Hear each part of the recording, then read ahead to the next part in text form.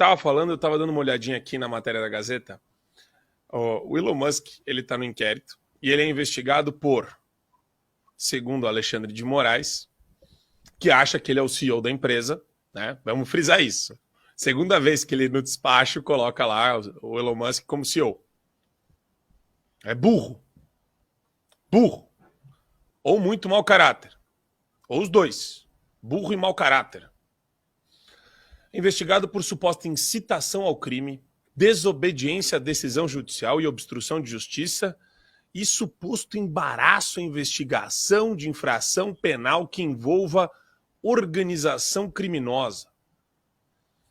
Ou seja, o Elon Musk, ele não está com uma arma apontada na cabeça dele, mas os funcionários dele aqui no Brasil estão.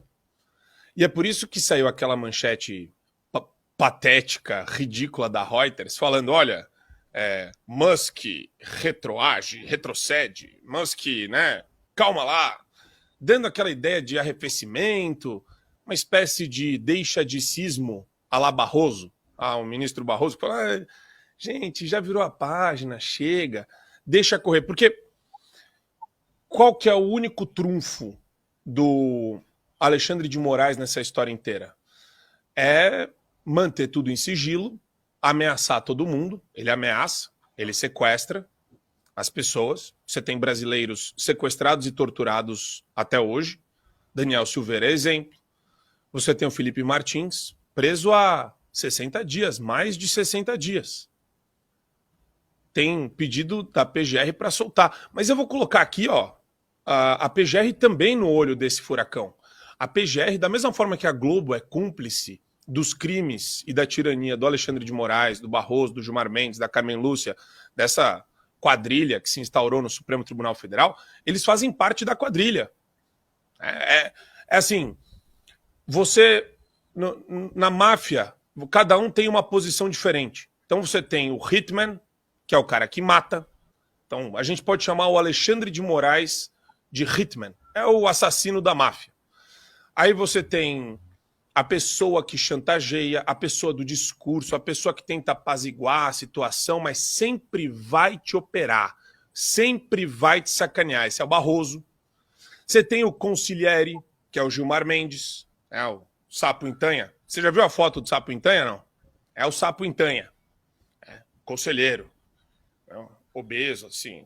Aquele cara que conhece tudo e todos. Tem um cérebro privilegiado. Mas é um cérebro do mal. É um gênio do mal. Que nem o José Dirceu. Só que está lá no coração palpitante do Supremo Tribunal Federal. Você tem a Carmen Lúcia, que é uma espécie de irmã do cabeça da quadrilha, né? Que é aquela irmã, aquela pessoa meio cansada, aquela expressão meio cansada, aquela cara meio triste, mas que não vai deixar de ameaçar e censurar você. E que vai referendar e que vai autorizar todas as medidas persecutórias do mafioso Mor. Mas é isso, né? É uma composição. Onde que o PGR está nessa? O PGR é o cara que arma as situações para pegar as pessoas. É o cara que faz o teatro acontecer. Ele cria o enredo do teatro. Ele ajuda o mafioso a encontrar as pessoas e ele ajuda nessa composição de definir quem vai ser mais perseguido ou menos. Né? Ele é o sustentáculo da farsa que nós vivemos hoje. Paulo Gustavo Goné Branco. Marco, mas ele caiu de paraquedas, as coisas aconteceram antes. Pois bem, até onde vai o abuso de poder e de autoridade? Até quantos delegados? Porque a gente fala até, às vezes, né, sobre a importância de nos mobilizarmos, porque somos milhões.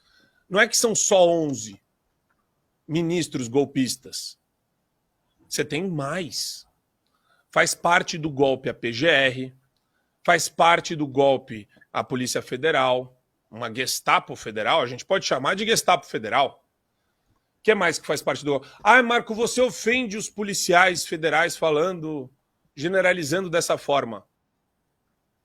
Então, se os policiais federais que discordam disso que está acontecendo, eles estão dispostos a se colocar no debate público a falar o que está errado de fato, o que está acontecendo de errado, então que o façam, né? É que nem juiz federal. A hora que pega a Gabriela Hart e os 3 desembargadores e eles entram no olho do furacão da perseguição lá do CNJ, aí todas as entidades de classe se mobilizam. Mas para a dona Jupira, para a dona Iraci, para o Alan dos Santos, para o Paulo Figueiredo, para o Rodrigo Constantino, para o Daniel Silveira, para o Felipe Martins, você não vê esse senso de indignação. Isso é muito triste. É triste de você ver que essas entidades elas estão focadas só naquele estreito interesse corporativista e buscam só a sobrevivência. É meio que, se pegar um dos meus, eu grito. Se pegar o vizinho, não. Se pegar o meu amigo do outro lado, se ele não for da mesma corporação que eu, não tô nem aí. Pode arrancar a espinha dorsal do cara, pendurar o cara em praça pública, cortar o bucho dele para o intestino dele cair no chão, né? Que nem aquelas cenas de tortura medieval do rei que pega o cara da outra tribo e faz isso. Então, pô, eu achei que a gente tinha evoluído historicamente, até na maneira como a gente construiu as instituições dentro de uma república, mas não. É impressionante como essas pessoas não têm o mínimo de senso de indignação e de bem comum. É puro interesse corporativista. Enquanto a gente não arrebentar com os interesses corporativistas que regem Brasília, a gente vai ficar dançando essa música de doido que eles ficam tocando, né, aplaudindo o teatro macabro do qual o PGR faz parte. Então, se existe um pingo de decência numa investigação da CPI do abuso de autoridade, PGR deveria ser investigado junto com Alexandre de Moraes. É importante sempre lembrar isso. Ele é o sustentáculo para o abusador maior da República, o senhor Alexandre de Moraes, cometer todos os crimes que ele comete em série. E eu já falei, é mais do que um assassino em série da Constituição. É um necrófilo da Constituição.